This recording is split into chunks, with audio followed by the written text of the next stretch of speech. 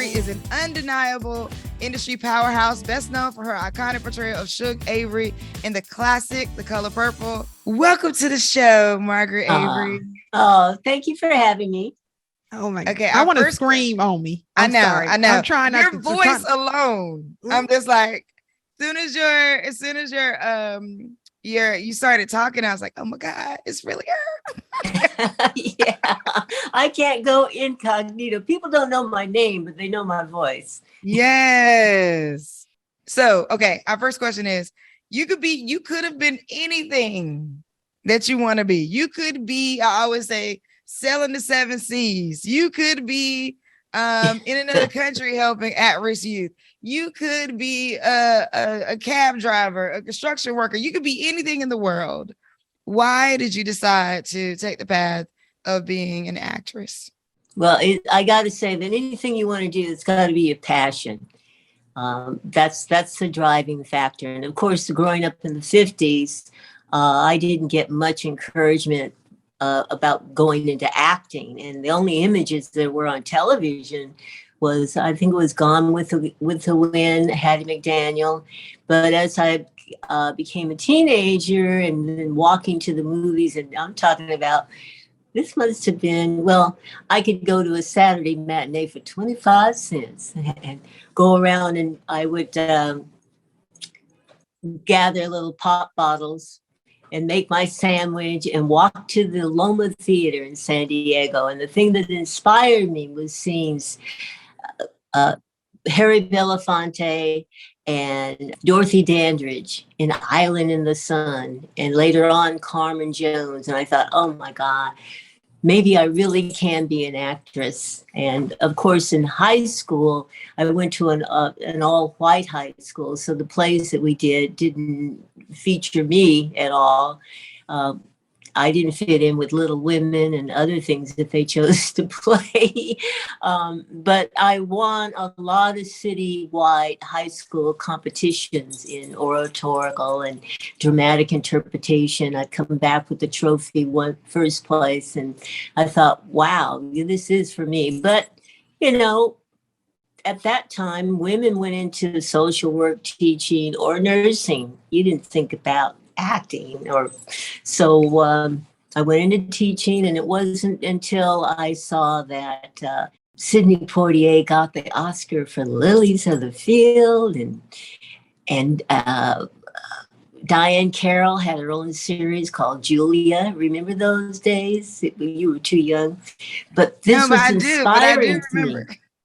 This was inspiring to me, so I quit teaching, came to LA, and pursued. Now, when I came to Los Angeles, there were no blacks in commercials. Can you imagine?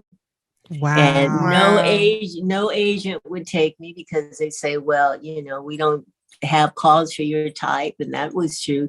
But I continued to study and singing in nightclubs on the weekend. And I would say to everyone, believe, just keep faith and study your craft. Even if it means working for free, because I did a lot of free theater, community theater. And when the opportunity came, I was ready. I started out with Blaxploitation films, if you remember some of those. Mm-hmm. I laugh now. But they gave us the opportunity to work. And then they carried those same themes into television. And that's what started my TV career, doing theater. Now that's part of my training, free theater at that time, teaching me everything about acting that I really needed to know. Clint Eastwood came and saw me in a play and cast me in a cameo role of Magnum Force. And that started my television career, because once I would go in and on an interview and was well trained, and I had worked with the good old boy, Clint Eastwood, boy, got cast right away. But you got to be good. And I always say to people, know your craft, because when the opportunity knocks, you got to take it. And to sustain yourself, you've got to have experience and know your craft. There are many times that I have fallen back on my craft learning what to do, working with Richard Pryor. I mean, I had studied improvisational theater. So that's like, you don't know what the other person's going to say. You just go with it, be the character.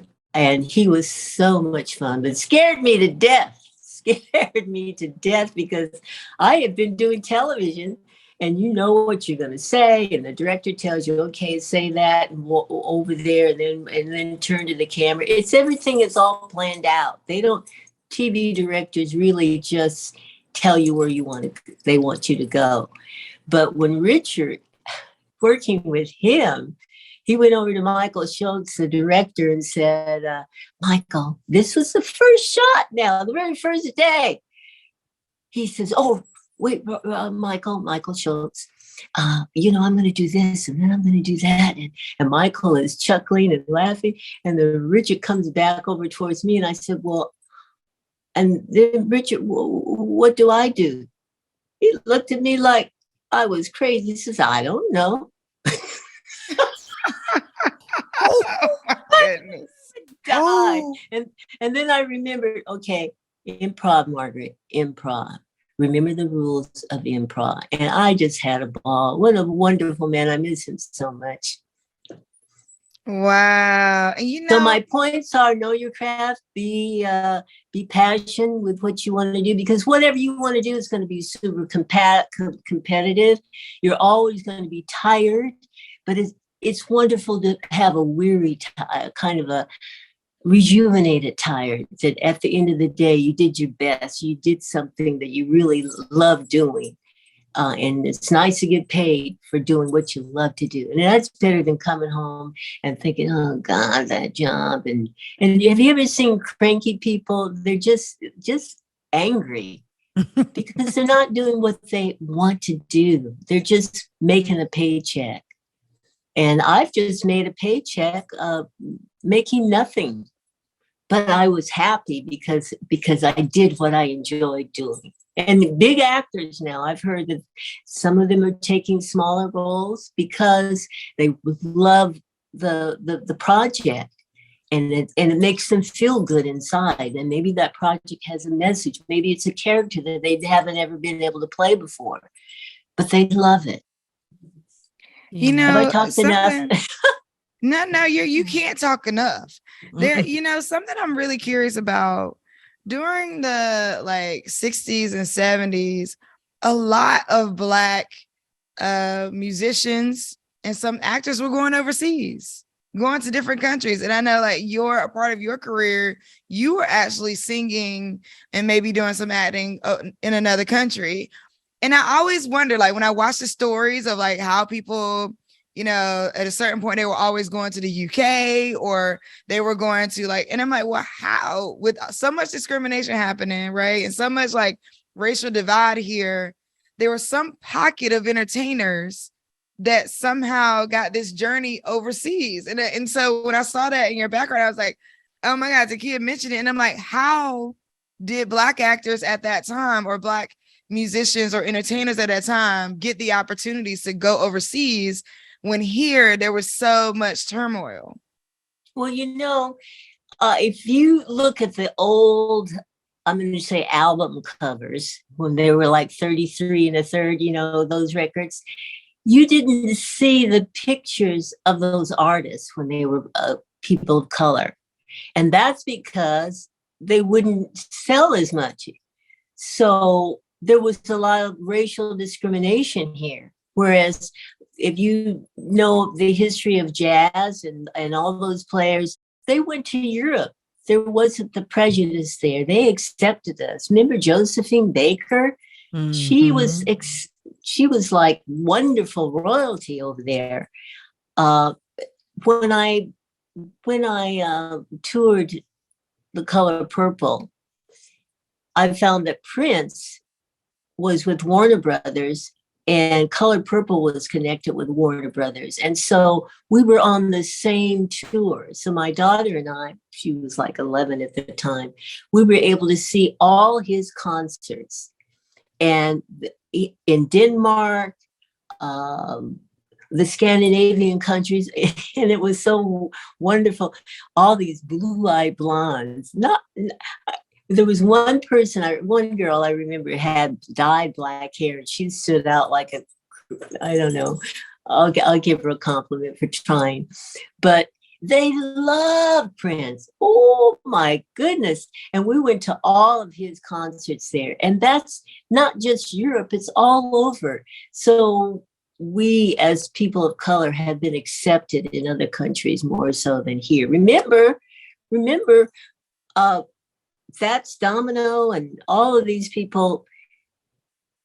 I know in San Diego, if you got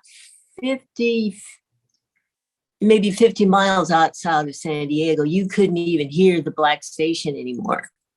And Black music wasn't played on the white stations. Now, this was back in the 50s.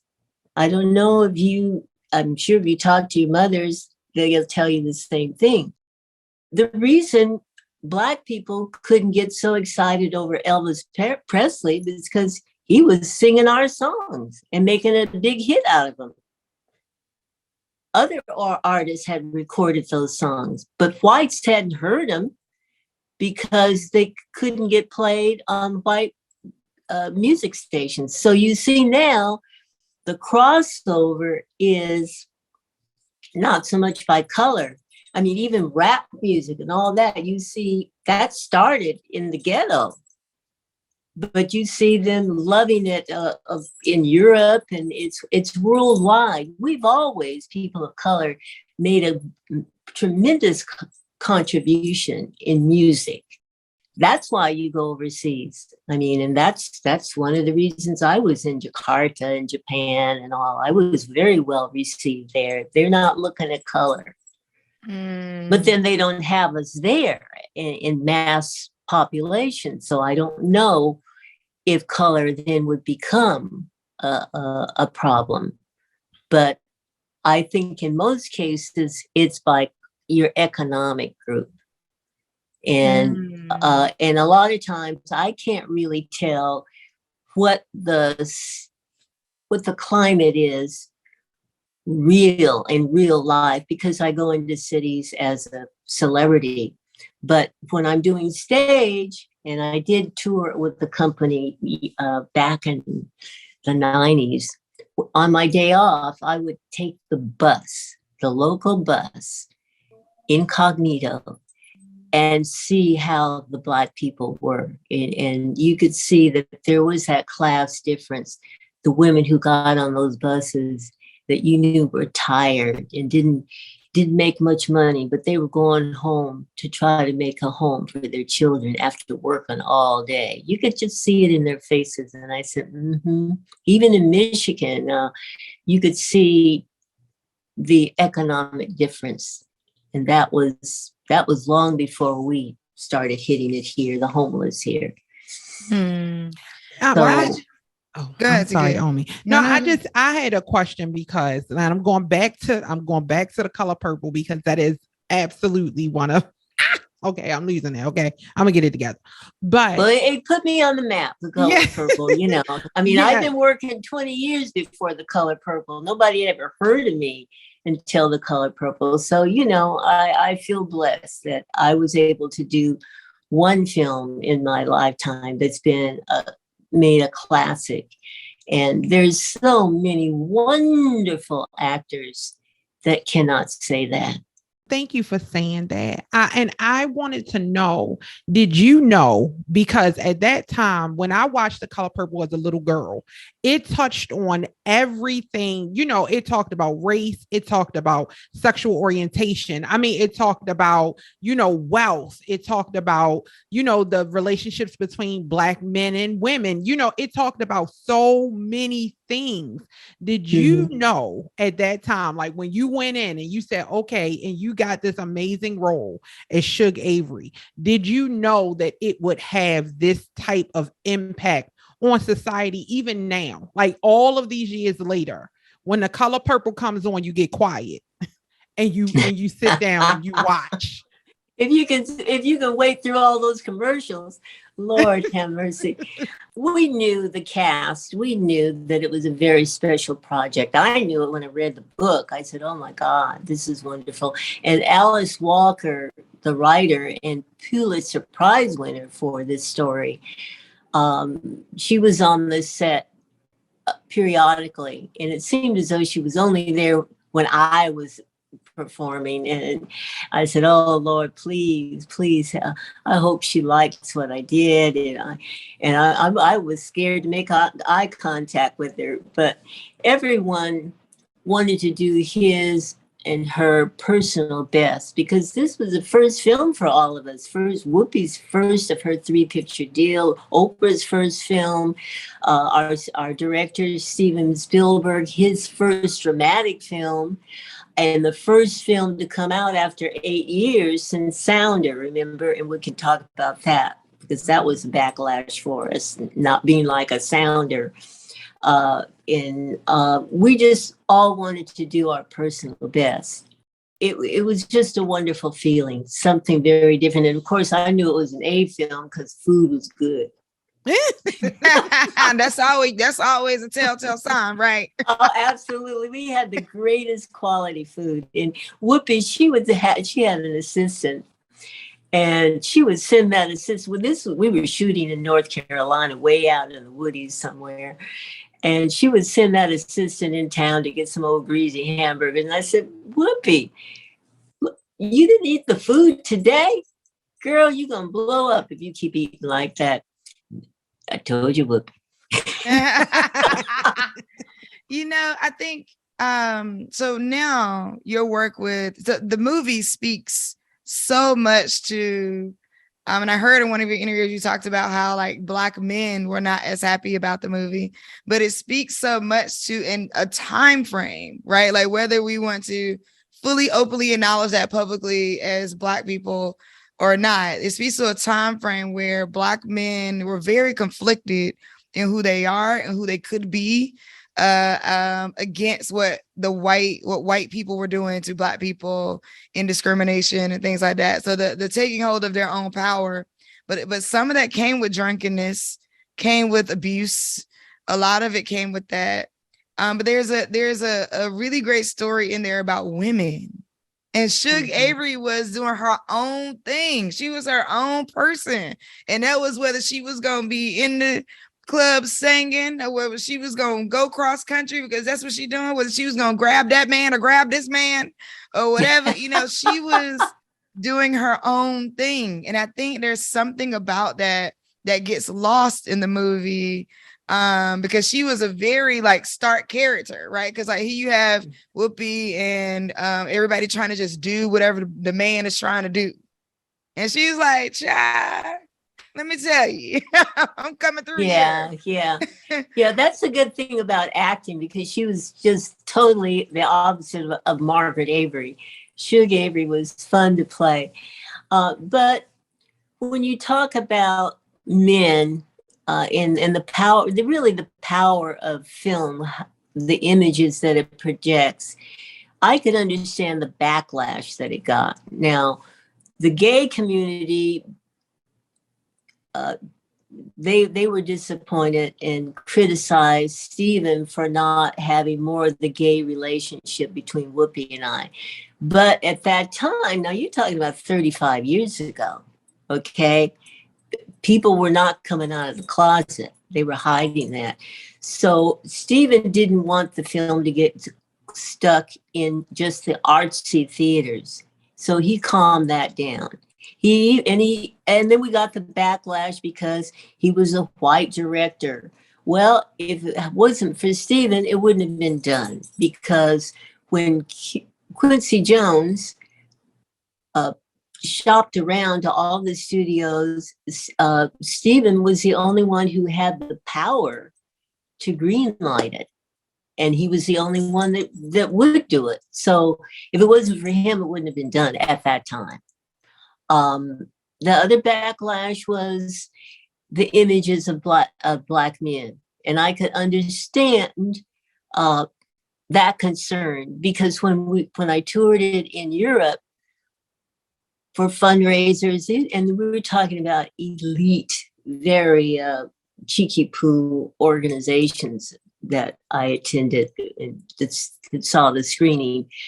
And women could really relate to that. They came out with tears in their eyes because in Europe, it's like once you get married at that time, whatever happens with your husband and you is your business. The family does not get involved. You just stick with that.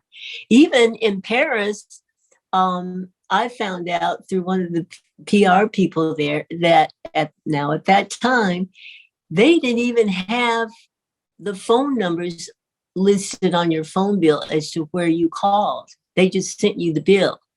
And I heard from a resident there, a local, she said, well, that's because they don't want the wives to see where they called. So it's like this different standard was built into the culture. So it's like the man does his thing and the woman, you do this thing. And the man can have the mistresses, but you make sure if he's got these mistresses, your jewels are finer than hers. Your furs are finer than hers. Wow. So I heard that when we had this problem with our presidents having a relationship or whatever, the Europeans, they laugh at us because they say that's just common with them. It's not a big deal. Wow. You know what? We are getting close to the end of our time together. We could talk to you all night. Seriously. Yeah. Like the conversation is just so good. And I am a fan of just sitting and listening to people who have been around longer than I have. And just like, what was the world like? I'm so like, and what is the world like now? Like when you look at what we can kind of wrap up with, when you look at the industry now, and you look at like where it's going, and you know, one of the things that I loved about when you were Gabrielle Union's mom, and you had an affair on the show. Like, you know, the character had an affair. And the reason why I love that is because I think that as, you know, actors get older, they don't always get a love interest. Right. You know, so and it was just it's so funny. The actor that I had the affair with was Fred Williamson. And we had, we were husband and wife in one of the Blaxploitation films like 35 years ago. So it was kind of like home week, you know. But it wasn't. Now the hardest part was trying to do the love scene because they had my back. Ooh, you know, that was hard. I'm thinking, oh my God, you know, because I grew up with I Love Lucy and you know, that farce of husband and wife had twin beds, remember? Mm-hmm. Now that's really the opposite stream of today. So it was just a little hard to do the love scene, but I was glad I was in shape because my back looked so great. People were on social media was saying, is that her?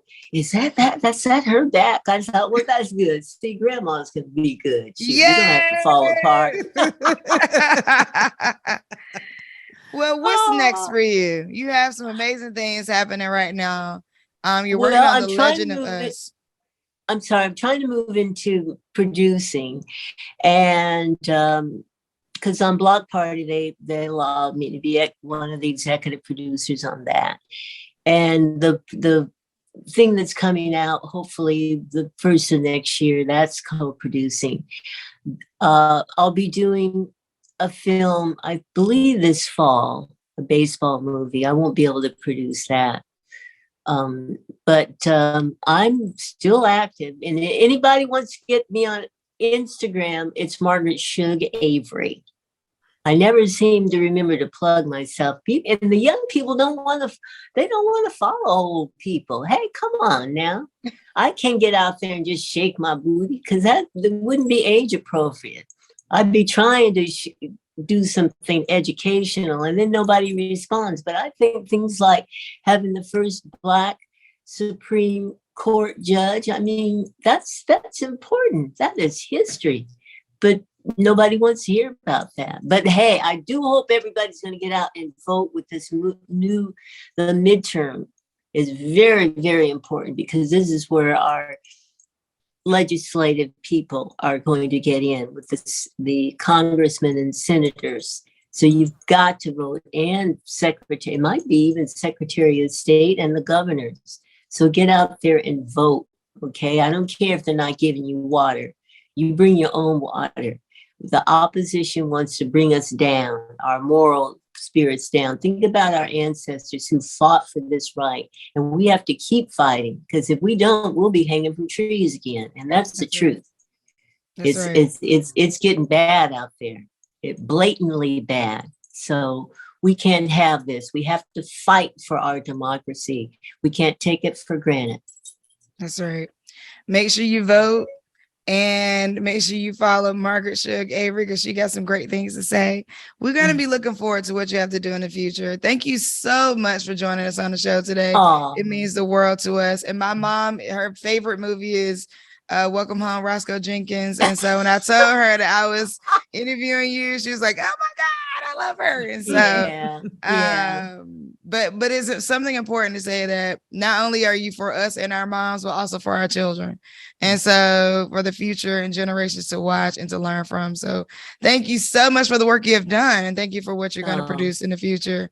Thank you for joining us. Thank you for having me. I've had fun. Thanks. You take care of yourself. Stay safe. All right. Thank you.